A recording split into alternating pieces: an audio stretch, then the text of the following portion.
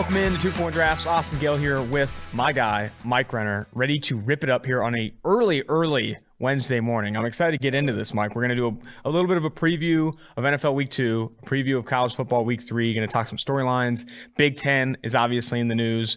Going to look at Monday Night Football. We didn't have an opportunity to do that on the last podcast. Talk some rookies there. Jerry Jeudy, Michael Ojemudia. And then we're going to bring up matchups to watch, 3 apiece in the NFL, specifically rookies. We're going to make a green line pick in the NFL where we're going to pick against the spread, over, under, or a total. And then college, we're going to look at 3 prospects to watch at the collegiate level, and then a green line pick at the collegiate level as well. Before we get into that, let's get into the storyline, starting with the Big Ten. When do you think they make this announcement, Mike? Because they're obviously coming back. The Big Ten is back, but when do you think they make this announcement? And when's their first game? Like, how quickly can they put a schedule together that allows those teams to compete in the college football playoff? Well, first off, how about the Nebraska? Was the AD getting caught in a hot mic saying it's going to be announced tonight, and then it didn't happen? There's been a lot of that, it seems like. So much like reports conflicting about what's actually going on behind the scenes. I'm not sure they're doing anything behind the scenes at this point with how many conflicting reports there have, and just like nothing changing at this point. But I said it when they first canceled the games and when they first canceled the season, said we're going to play in the spring. So the pressure is going to be too much from donors, people who are giving money to the school, saying, hey, if the SEC can figure this out, the Big 12 can figure this out, the ACC can figure this out. And there hasn't been COVID spread either. There hasn't been like schools that are like really getting savaged or destroyed by this. And if these schools can all figure it out, what's going on with, like, why the hell can't we do this? What makes them so special that they can't? So I think there's going to be so much pressure to play this fall. The date being floated out there, October 17th, that they're not going to get a full season in. If you're starting October 17th, you're going to be around 8-9 games. So I don't know about playoff implications if they do start, but I kept saying, I think they're going to play. It might not be right away, but they're going to play football this fall because it's, coronavirus spread is going down everywhere. The cases, whatever, positive rates going down pretty much nationwide. I just think the pressure will be too much on them, and it is too much on them right now with, teams actually playing conference games that I think they're going to end up playing football. The only legitimate team that I think would make the college football playoff from the Big Ten is Ohio State. Do you feel that Ohio State, even with an abbreviated season, finds their way in? I feel like they have Shots fired to Michigan. I love it. First, yeah. That's the thing. That's the tough part because if you play a college football playoff without Ohio State and they show that they're the most dominant team, even if they start in October, I would feel kind of left out. I think Justin Fields would. I think Ryan Day would. Everyone on that team wants to play in the college football playoff. They know they can compete with Clemson and Texas, the guys that we've picked for this year. Yeah. I'm just sad, though, because Wyatt Davis not going to play. Sean Wade, they've already got agents or whatever. They're screwed. Like, if they do end up playing, they're not going to be able to play.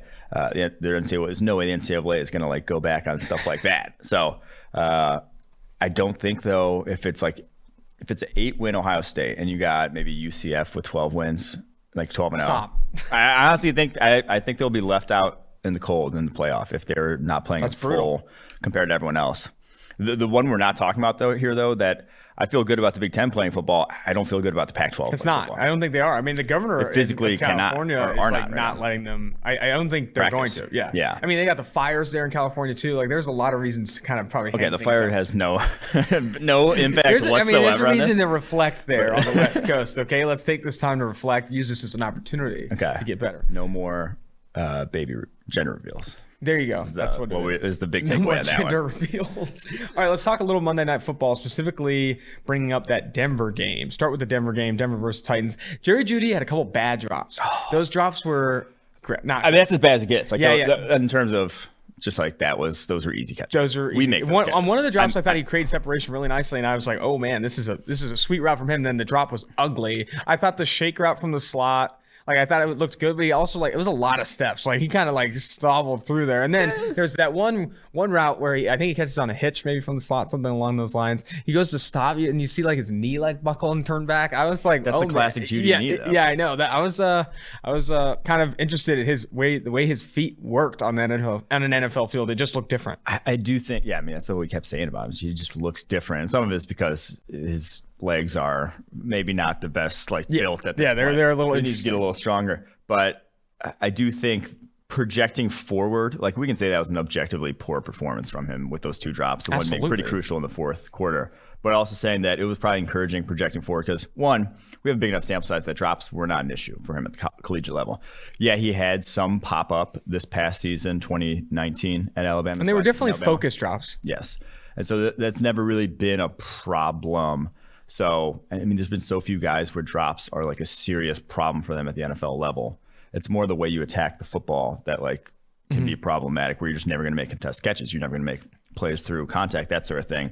I don't worry about that with him because he attacks football the right way. He just, those concentration drops through and through. So projecting forward, I think it was encouraging because he was getting open. I mean, the same shit we saw at Alabama from him was still working. You know, yes, he danced a little bit at the line of scrimmage, but I think with the route and like the route concepts on that play, he had that freedom to get off there, to take a little time at the line of scrimmage on that release. So I do think that it was basically, I mean, like that was what I expected from Jerry Jeudy, was that day one he could get open in the NFL. Now they're going to need him if Courtland Sutton's out. Oh, absolutely. I mean, KJ Hamler's battling injuries as well. Also in that game, 2 rookie cornerbacks played. Michael Ojemudia earned a 75.2 PFF coverage grade, allowed just 2 receptions from 4 targets for 16 yards, and recorded a PBU. But he also had Isang Bassi playing 45 snaps, mostly at slot cornerback, allowed 4 receptions from 4 targets for 22 yards. Impressions for both those guys. Isang Bassi starting in slot is like, I love it. He was a guy I'll never forget his Senior Bowl, but his Senior Bowl was a disaster, and that we're just like, okay, if you put him in that position, yeah, it's going to be bad. But that's not the position. Like that's not who he is whatsoever. And now he goes to slot in Denver. Dude, Fangio being able to put together a competent defense with Michael Ojemudia, Isang Bassi, and Bryce Callahan as the 3 starters is incredible. I mean, he's played Boye too. Boye's hurt now though. Boye only played 28 snaps. Okay, but like. Ojemudia, though, was the one who I was a little bit more impressed by in terms of what I thought of him coming out versus what I saw. And he was another guy where he played at Iowa in exclusively off-zone coverage, and that's where he's going to in Denver. Like that was a good fit for him. True. But then you saw it when he was pressed on A.J. Brown at the goal line right there at the play that should have been the game ender, but Ryan Tannehill kind of waved on him. It just like his press technique was bad. I worried about him at the line of scrimmage when he was asked to do that. I mean, the Senior Bowl, he did not look good. So I think there was some signs of life. The pick he had was an awesome speed turn to go back and get it, and that was negated by a penalty.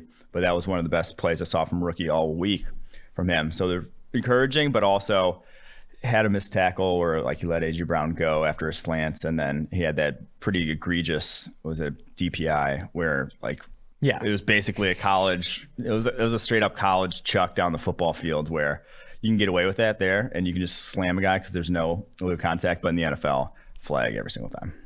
Let's move to the other game on Monday Night Football. The doubleheader on Monday Night Football after the first Sunday of Week 1, by the way, that is not a lot of sleep. I was struggling these past 2 days. I'm glad we were able to rally on a Tuesday night here. But looking at Andrew Thomas, first round pick, played 68 snaps in this one, a 60.8 PFF grade. Also allowed 4 pressures. Not great from a box score perspective or advanced box score perspective, but in the run game, a 64.7 grade. Definitely didn't have an outstanding debut, but it wasn't a disaster by any means. Yeah, it was a tough matchup right out the gate. You're going up against Bud Dupree, who's ridiculously explosive, and is one of the better edge rushers, or was at least last year, has developed into one of those. So not an easy matchup by any means, but I think I was kind of encouraged. Like there were a number of reps where he handled them one-on-one by himself, and they obviously knew that whole second half that they had to pass, like they were down. So I think encouraging start. It wasn't, lights out, but didn't allow a sack, didn't allow a hit, just 4 straight pressures on the day. I think that's I was impressed with this entire tackle class right out the gate. Like all the guys who were starters, and even Jack Driscoll, who we're going to touch on here a little later. No one looked, I lied. Terrence Steele, I forgot about Terrence Steele. He looked out of his depth, but no one looked like they weren't ready for the speed of the game, like some tackles have in recent years, where it's just like, damn, like he doesn't belong on the field. But because he's first rounder, they threw him out there. I don't think that was the case with any of these guys. And for all of them to be, 21-year-olds, all of them super young, I think that was very encouraging. All right, staying with that Giants game, we're going to introduce a news segment on 2-for-1 Drafts, and yet to come with the title, really. We're talking about second-year players. So we got some feedback that, adding something on second-year players each week just to be able to look at these guys. At least early in the season. Yeah, at least early in the season. Guys taking that step sort of thing. Well, so staying in that game, we want to talk Daniel Jones. I mean, he finished with the highest offensive grade on the Giants in that game. The box score looks worse with those 2 interceptions, one to TJ Watt and one to Cameron Hayward as he was getting hit. But if you look at his grade, an 80.5 PFF grade from a clean pocket, 75.7 PFF grade when under pressure, 7.5 yards per attempt from a clean pocket as well is also impressive. I thought move the ball downfield with some accuracy, 4 for 4 5 for 5 pushing the ball downfield in that 10 to 15 yard range. I thought it was impressive. It was an impressive game for Daniel Jones. Yeah, so that's the 2 biggest things with Jones. He can do that underneath stuff, hitch routes, like quick outs, like timing underneath. He can do all day long. He has that part of playing quarterback down pat. It was, can he be accurate down the football field? Can his timing translate to deeper throws? And that throw to Slayton for the touchdown, the post route where they caught him in cover 3 and having to switch the middle of field safety with the opposite corner, which is a tough ask.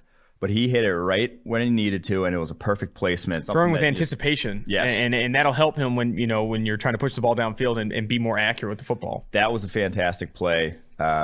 I thought the fact that he didn't fumble once after fumbling 17 times last year was nice. He was putting 2 hands Josh on Allen caught the fumbles instead. I mean, Daniel Jones, no fumbles is good. And his 2 picks, while not great, they weren't some of his picks last year was just missing missing throws or missing defenders in throwing lanes. That wasn't that at all. The TJ Watt one's just you're not going to see that guy falling off like that a lot of the times. And the Cameron Hayward one obviously was getting hit. The TJ Watt one's usually just a batted ball. That's usually what it is. Just TJ Watt's superhuman. So you tip your cap to that. And then getting hit like that was not a good decision to throw it, but again, it's not one where it's you're knocking really more for the decision than you do the throw on the Cameron Hayward pick. What's interesting is I feel like PFF does receive a lot of criticism when a quarterback earns a very high passer rating, but not as high of a grade, but doesn't receive it on the other end. He earned just a 79.2 passer rating, but an 82.1 overall grade, and was really positively graded despite the 2 interceptions. This is the opportunity where PFF grade can have a higher, more predictive power than passer rating because it looks at actual skill set and what they did on the field. And this is not the Giants defense he was facing. This is a real defense. This is probably a top 5 defense in the NFL. The majority of their offensive line was getting manhandled.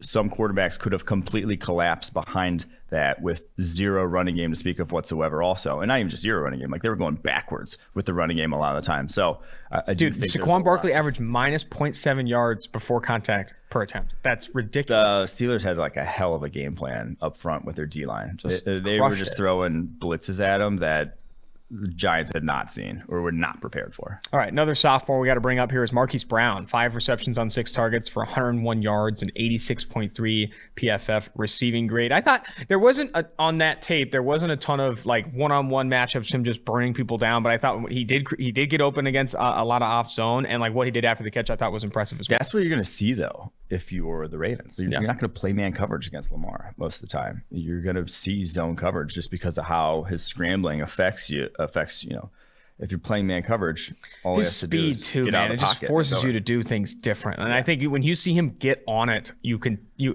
see why he gets the extra attention he did get in that Browns game. He, in a lot of, in some ways reminds me of Jalen Reagor in that off coverage, he could just burn by you and force your defense to do things it doesn't want. I thought for a while you were talking about Lamar there, but they're both, No, Marquis Brown.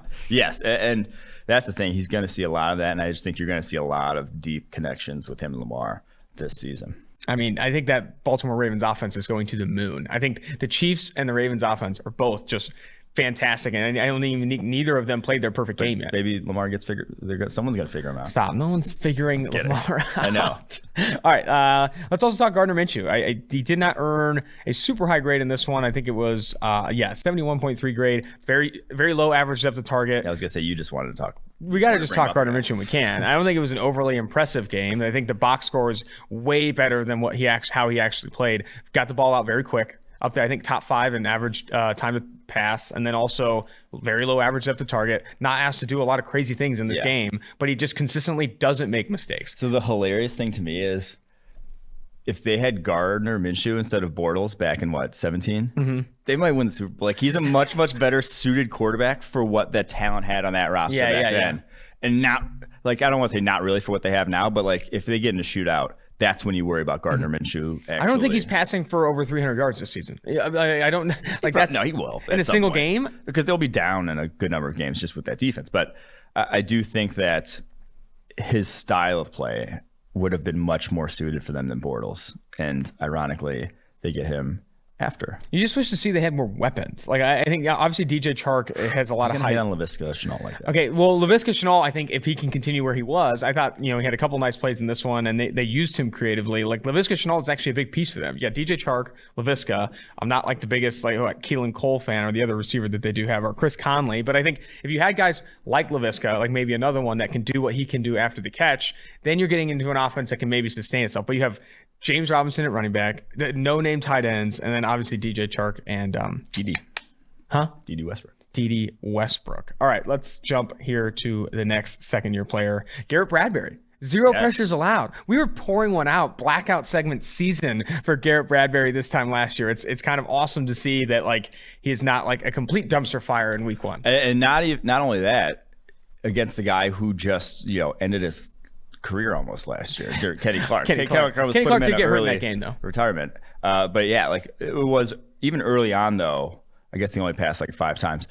He was good. Like I liked what I saw from Garrett Bradberry. Much more. The anchor was much better against just like on contact last year. He would just get moved back into the pocket every single time, and that was just a huge problem for that passing attack. I think in this one you saw just a more physically developed player ready for the NFL game. And that's very encouraging for the Vikings, for sure. Yeah. I mean, 32 pass blocking snaps played, 0 pressures allowed. You'd love to see a clean sheet from Garrett Bradberry. Also a clean sheet, Elgton Jenkins, your guy for the Green Bay Packers. 0 pressures, 33 snaps at right tackle. I'm impressed with Elgton Jenkins. I'm also impressed with your call. Him going at right tackle. Okay, yeah. So I said he should play right tackle way back in like April. And I stand by it. He was awesome. He went one-on-one against Yannick Ngakoue, I think twice at right tackle on obvious pass situations. Shut him down both times. Yannick Ngakoue, first ever time playing right tackle in the NFL. Not an easy matchup. I mean, I think that they have to consider after what he put on tape there, 33 snaps. Now they kind of have a hodgepodge of like injuries there on the interior. Not sure exactly how it's going to mesh up. They might just roll with Ricky Wagner at right tackle for the meantime because they are so injured on the interior. But that's your right tackle of the future. The way he played at right tackle is, and he has the arm length. He has like 34-inch arms. He's 6'4". He has the size, the agility, everything you could want from him to tackle. He just didn't play there a lot at Mississippi State. He played, center and guard mostly. I think, but he did have a few games at right tackle, and I think that's your right tackle of the future. Dude, picking up 47 snaps at left guard and 33 snaps at right tackle in one freaking game is insane. I think the Minnesota Vikings finished with the lowest time of possession since they started tracking it in the NFL. I think Eric Eager said that on Sunday. Like the Packers ran a shitload of plays in that one. That's crazy, that experience you're picking up in that game. Johann Williams earned a really high grade this past week, had 3 key plays in that one, all of which coming against targets against Mike Gesicki. I thought he looked the part. I mean, looked the part of that tight end neutralizer that they drafted him to be. Like, they want him to be a big player, like a big safety that can go against any tight end, the George Kittle, Travis Kelce's of the world, and lock him up. And he did that against Gesicki. You don't love Gesicki, but I think it was a good test for him. Yeah, that's what he should. That's like when he was coming out. I'm like, the role for him is tight end racer.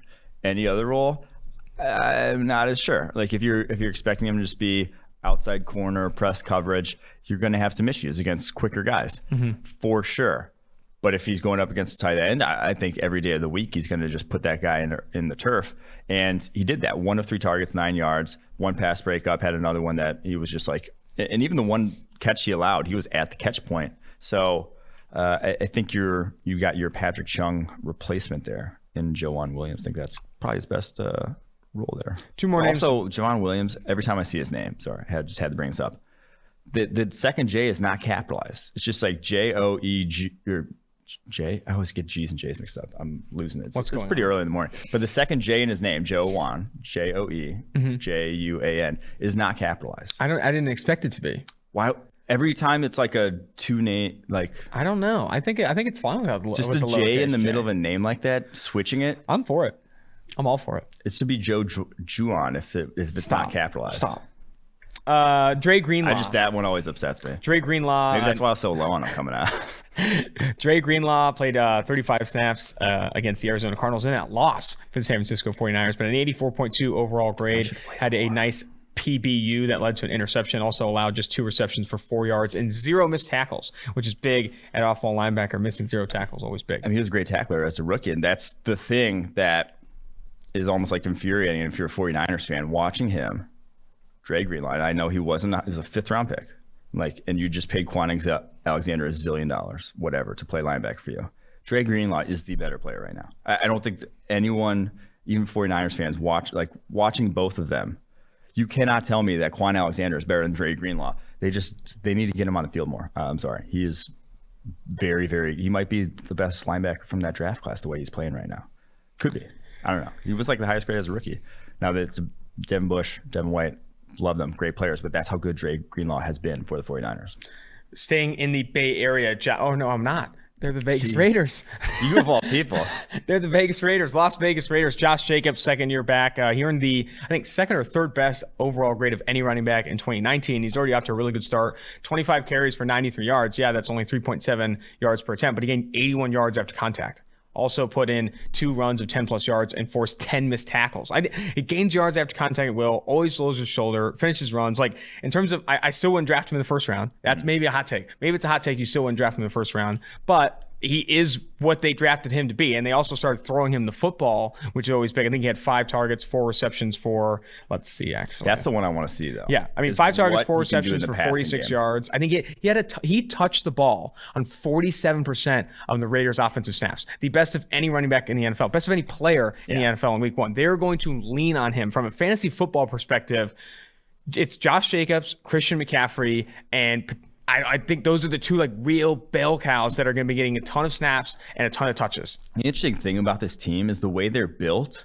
They're built to run an offense like we saw from the Titans last year, where it's just cloud of dust, cloud of dust, cloud of dust, home run. Mm-hmm. That's what they want to lull you, lull you, kind of lull what you, the offense they want to run. And I mean, but the thing is, Derek Carr is not that quarterback. He's not a Derek home Carr. run. You get that, you dial up that home run shot, and he's throwing it 3 yards to the tight end, rolling out in the flat. He's not. He just hasn't taken those. Now, he had 4 deep attempts in this one, but I'd be interesting to see if they, with like I said, with the personnel they have now, if we do see him actually change that this season.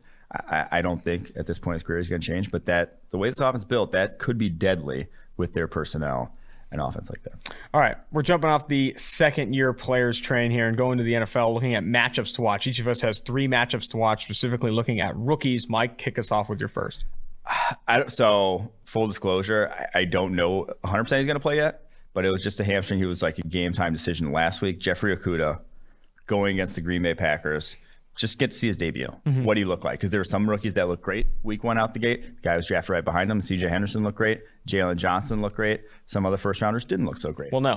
The guy I'm going to bring up next, Londell, didn't look as good. So Jeffrey Okudah against Devontae Adams and company, and they'll play matchups. They play matchups in man coverage. They had Slay go up against Devontae all day, every day. They faced each other the last couple of years, and didn't end up great for Slay most of the time. But can Okudah be different? I don't know. We'll see. I'm excited for it.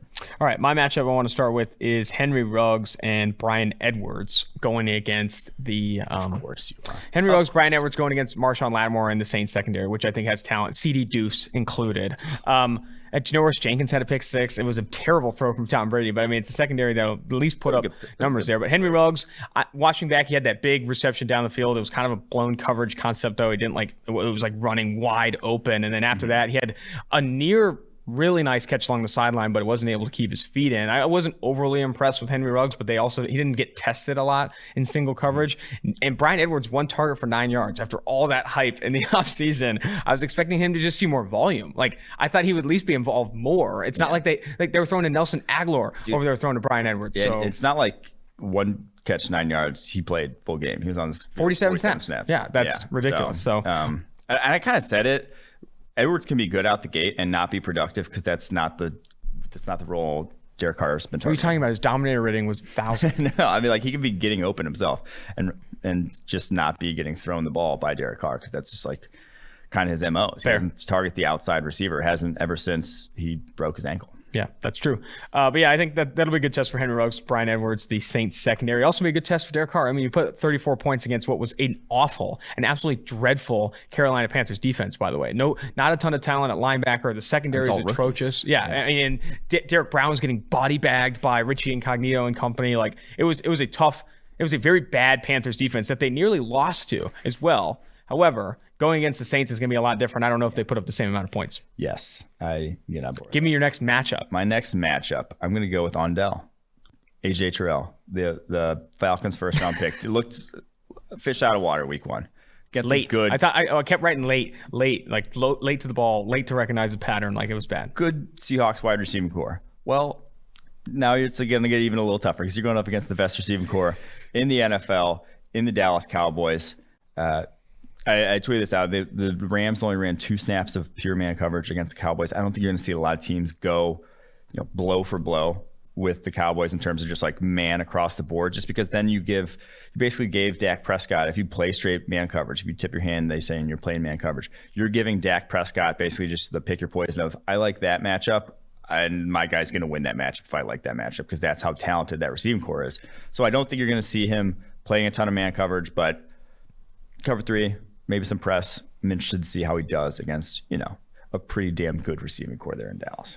I think it's going to be this Dallas. It was underwhelming that they lost the Rams. Did we underrate the Rams, or did we overrate the Dallas Cowboys? What was your opinion of that game?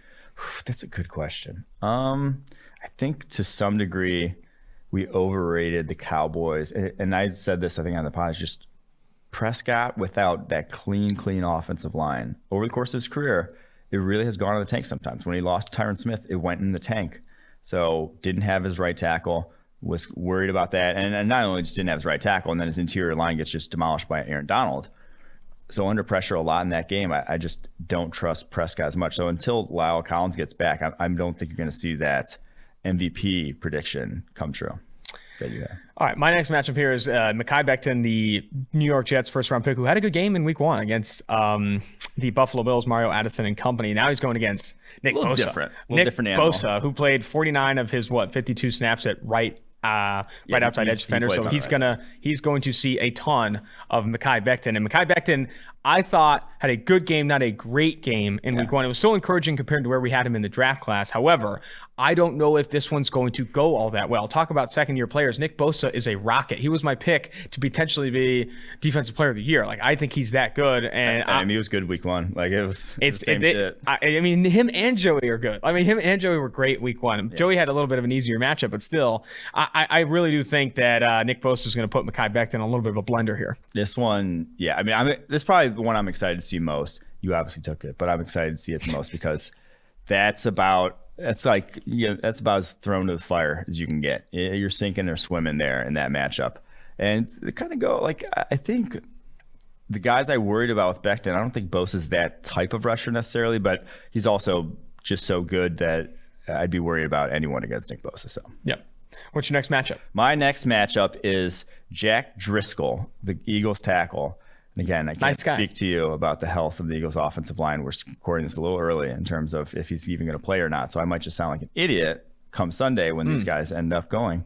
But I thought his first game as a rookie was very encouraging there, going up against Washington. He didn't have any ugly losses in pass protection. That's kind of what you worry about, those just like immediate losses. It was more just kind of what we said about him coming out, is that he needed to get stronger. And so every time, like when he did on contact, he was just getting collapsed in the pocket, and like it was giving Wentz some tight pockets, but he was also not letting his guy get to Wentz. Like he wasn't losing control of the block. He was just kind of like treading water basically into the pocket. And he's going up against Leonard Floyd though now in the Rams this upcoming week, who's a much Floyd's not collapsed in any pockets. Yeah. That's not his game whatsoever. So I do think that he might have a good chance of actually, he earned a 54.8 grade this past week. I think he might actually have a good chance of not shutting out Floyd, but actually, bumping that grade up a good deal. Jack Driscoll chasing clean sheets against Leonard Floyd. I could see it. All right, my last matchup in the NFL here for rookies is C.J. Henderson, one of the highest graded cornerbacks this past week. Had a really, really strong rookie debut going against A.J. Brown, Corey Davis, and the Titans offense. I think C.J. Henderson, I loved how much he played at the line of scrimmage. I loved how much one-on-one coverage he was given. And I think if he's given the same, I think it's a good matchup. C.J. Henderson is a ridiculous athlete that can move. He's a fluid mover, can move with anyone, even including A.J. Brown and Davis. So I'm excited to see him get another round at a strong receiver. T.Y. Hilton's a good receiver in the NFL. A.J. Brown, again, talk about being thrown into the fire. If he comes out of this one with another strong grade, he's exceeding expectations in my opinion. Yeah, I do just want to see what he does as a follow-up to about as good a performance as we've seen from a rookie week one, from just all-around perspective, playing zone, playing man. It didn't really matter. He was very good. So, I am not as much Corey Davis, but definitely if he gets to go against A.J. Brown. Corey Davis was fed, though. Corey Davis was fed the volume. I think a lot of A.J. Brown fantasy truthers were on tilt because Corey Davis's volume. Not seeing A.J. Brown be that top target obviously was pretty interesting. The Jags defense has a ton of young players. Kayvon Chason, C.J. Henderson, Andrew Wingard got a pick this past week, the former Wyoming safety, rooting for the Mountain West there. But I'm interested to see this Jags defense overall and continue to watch Gardner Minshew cut up the NFL. Speaking of which, green line picks, baby. Just get back to Gardner. Get back to Gardner. I'll kick this one off. So we're going to do this segment on Wednesdays moving forward where we look at an NFL pick using PFF Green Line, which if you don't know, all elite subscribers have access to. It's a betting dashboard with insights and kind of tips on or projections really on against the spread, over-unders, and money line. And for my pick this week, which Green Line I think has a 1.4% edge on, or positive EV, is the Jacksonville Jaguars +9 at the Tennessee Titans. I believe in Gardner Minshew. He was 8-point dogs against the Colts in week one at home. Now on the road. This the Gardner Minshew podcast. We should. 8-point dogs in week one. He ends up winning that game outright.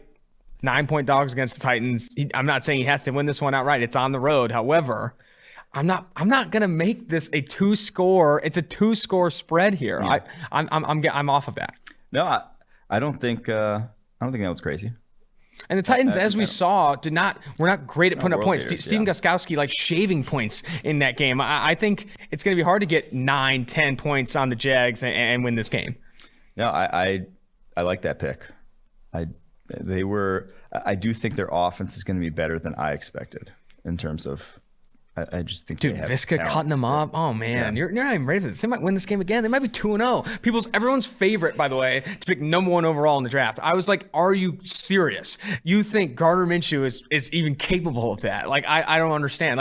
The team was never that bad. I thought the Washington football team was a better pick for that. The New York Jets, obviously a better pick for that. I in no way saw the Jacksonville Jaguars picking number 1. They're not even a good division. It's a joke that they were the favorite in my opinion. They're in a pretty good division. Dude, Titans are freaking going to regress this year. We saw that against the Denver Broncos. Colts look horrendous. Houston's offensive line is bad. I don't think it's all that great of a division. Just smoking this division. All right.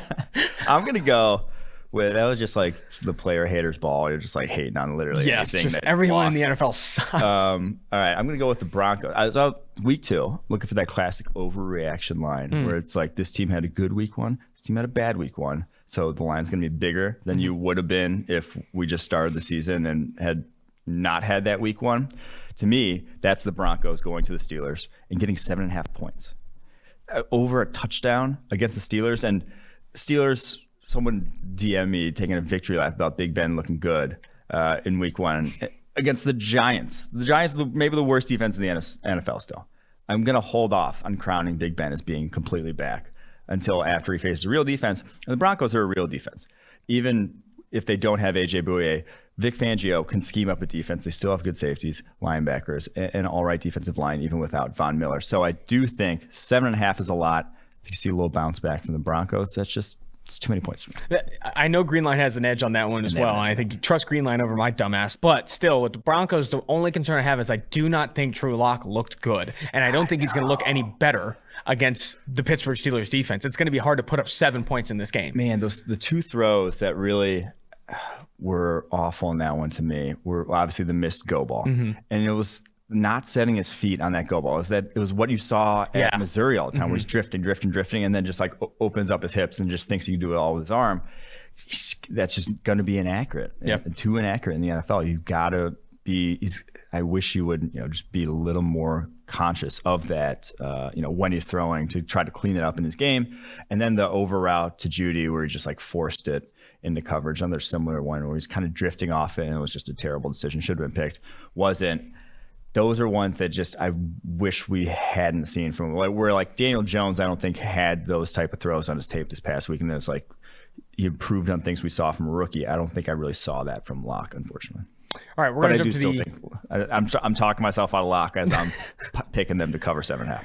We're going to jump to the college game now. 3 prospects to watch from both of us, and then also a green line pick again at the collegiate level for the weekend. But before we do that, I'm going to get a message from the sponsors.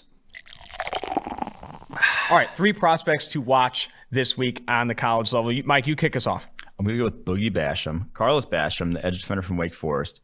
Actually going to get a little bit better matchup this week. NC State. Easier for sure. Easier matchup. Going to have some real opportunities to rush the passer here, which he did not have many in that Clemson game. So I'm going to go Carlos Basham, just see if he takes that next step in terms of consistency game to game. We saw dominance out of him. 2 double-digit pressure performances. But then we saw some disappearing acts. Can he be a 6-7 pressure every single game sort of edge rusher? We shall see. I mean, he could be a first-round pick if he's really productive. He's going to be a first-round pick. But I will say, though, there are a lot of other edge defenders with maybe more tools or whatever, like Gregory Rousseau and stuff that people are hyping up. Like Boogie Basham is playing this year, unlike some of the others, and also has been really productive in his career at Wake Forest. I think that production speaks for itself. So this was a tough slate. I was desperately looking for some games where there's going to be some legit prospect talent, and I went with safety battle, which I know they're not going against each other, but Andre Cisco and Paris Ford obviously have. They did though. It was just like we saw them do the Oklahoma drill. So you have Syracuse playing Pittsburgh, and Pittsburgh I think it's 21 and a half point favorites in this one, so it could be a bloodbath. And I think that Syracuse defense outside of Andre Cisco is absolutely terrible, and I do not see them having a ton of success against a Pittsburgh team that, for the first time I've ever seen, forced Austin Peay to agree at half to reduce the time of the quarters from 15 to 10 and 3 and 4. Like that, I don't think I've seen that. We don't want to give you guys COVID. They're like trying to no. So like, we need to shave 10 minutes off this game, or else it's gonna be a disaster. I think it was 42-0 at half. But Andre Cisco is still going to be a bright spot for that Syracuse team. And Paris Ford, I think, graded well, but only a handful of like really impactful plays in that game. I'm excited to just see more tape from both. Yeah, I mean, like you said, there's not a lot of prospects to go around. So we're kind of scraping the bottom of the barrel here, but I do think there are some interesting guys to watch. Mine is going to be Tutu Atwell. Louisville, junior, wide receiver. We've talked about him. Gadget play dude. 4.29 speed, though, or whatever, was reportedly. He's fast, though, whatever it is. Very fast. But going against a real defense now. Miami, Florida this week. Just to see what his usage looks like, how his routes look down the football field. I think it's going to be a much, much better evaluation for him. Man, after that week 1 game, I started fading Tutu Atwell a little bit, thinking about him as a top 50 player is just tough for me because I just don't see how you get that value in purely like that gadget role that he's playing at Louisville even right now. And I don't see that role changing in the NFL. I'm excited to watch him too. I want to see him run routes downfield. I want to see him, push downfield and get open with that 4.29 speed on valuable routes. We'll see if he can do that against Miami. I put in here, need Chris Rumpf to rally after a tough week 2 against Notre Dame. I think Duke plays Boston College. BC, yeah. Boston College this upcoming week. I mean, Chris Rumpf, we already said he's probably going to come back to school, like not big enough just yet to go to the NFL if he wants to get drafted highly, but still one of the more fun players to watch, if I dare say it. Hashtag fun to watch. Chris Rumpf, I mean, he has the tool belt. He's got 2 tool belts around his waist, and I think the pass rush move's always fun to get a look at that. And I think Chris Rumpf, though, probably... It's weighing you down. He needs to take... No, he has 3 tool belts, actually. Sorry. And he needs it for the weight. he's trying to add weight on the scales here. As many belts as possible. Yeah, I mean, Chris Rumpf, again, fun player to watch going against BC, looking for him to bounce back. Yeah, I think he will. BC line compared to Notre Dame line. BC just anything compared to Notre Dame. Academics. Easy. Academics. Geez, you thought I was hating on the AFC South? That's the Notre Dame thing. Notre Dame. Oh, sorry. Should we bring Brady Quinn back on the podcast? We should, actually. Sorry. That's actually a Golden Domer thing. I apologize. All right. My last one here. Tylenon Walls. He's back. Oklahoma State, wide receiver, coming into his senior year now. One of the most productive receiver game-to-game basis in college football the past year and a half. He's fed, too. He's fed the football. Oh, yeah. Tore his ACL, though. I just want to see what he looks like. Is he bigger? Is he faster? Is he more polished as a route runner? I don't think we're going to know that because they don't run a lot of routes there at Oklahoma State. But I just want to see what he looks like going up against a Tulsa team that Reggie Robinson list. They're not going to be good. It's going to be a blood. I think I saw someone compare him to Emmanuel Sanders this past year. Do you see that with him at all? I mean, Emmanuel Sanders, maybe like body type wise. Mm-hmm. Yeah, but Emmanuel Sanders is just a better route runner. I feel like it's crazy to make that comp with Tylenon Walls still needing to improve in that area. My last one here is just more Chazz Surratt, baby. I'm excited. He was another player that I felt very fun to watch in week 1, or week 2, wherever it freaking was. But I think Chazz Surratt plays with his hair on fire. And any linebacker like that, he's very athletic. I thought he hits hard. He's the guy that I think has the juice to play the position well, and I think he's still getting better at the position from an instinctual perspective every single week he plays. And to see that rapid development from being a quarterback, literally a quarterback in 2018, I think Chazz Surratt, I remember I thought it was a really bold take when you said he could break into the first round. I want to see his athletic testing will be key in that equation, but also just how much he gets better every single week. Because if you continue to talk about him like we were after this past week, man, it's going to be hard to keep him out of the first 32. Chazz Surratt, 2 things. 1, he looks like he's more athletic than Sage. Like he's a linebacker. He might be. His lateral agility is, I would argue, is better. Yeah. His brother's a wide receiver, and I think he's the more athletic one, Chazz. Like I think you're going to go to the combine, and Chazz is going to test out better. And 2, I think that was first-round linebacker tape that we saw last week from him. Yeah. That was very good. Only 1 missed tackle on 7 attempts. That's an improvement over 1 out of every 4. So I think a lot to like. And, yeah, like I said, he could establish himself. Maybe not against Charlotte, but he could establish himself as a first-round linebacker in a few weeks. It was tough to highlight it as like a matchup for him. And Charlotte's kind of just prospects terrible. to watch. Yeah, it's prospects to watch, baby. Prospects to watch. All right, let's close the pod now with our 2 green line picks for the college slate. You go ahead and kick us off. I'm going to go with Baylor kicking off their season at home against Houston. 4.5-point favorites. They still bring back Charlie Brewer, though. I think this offense, no Matt Rule, but I think he's laid the foundation for a good program here. And the guy I want to highlight, William Bradley King, the transfer from Arkansas State. That dude can fucking ball. All right. Let's ball. It's a 4.5-point win. He's a difference. He's the kind of guy who's a difference maker at the college level. May not be a good pro prospect whatsoever. And so his name didn't draw headlines when he transferred, but that dude's going to make an impact for Baylor. Mine is, it's kind of fading the public because everyone watching the Miami-Florida at Louisville game is rooting for points, and there's going to be a ton of points. However, there is over a 1% edge in PFF green line on the under 64.5. 64.5 is a ton of points. That is a lot of points for a college football game. And I think Louisville, as much as I love Mikael Cunningham, Derek King, I think there's skill players on both sides, a ton of speed, a ton of opportunity for explosive plays. I think the public's going to continue to bet this number up. 64.5 right now in most places. I think you put a little cheddar on the under in that game and fade the public just a bit. That's going to do it, Mike. That's going to do it for the Wednesday edition of 2 for 1 Drafts. In and out in about 45, 50 minutes, which I feel like is sweet. Make sure, I love the suggestions. We got the suggestions for the second year segment.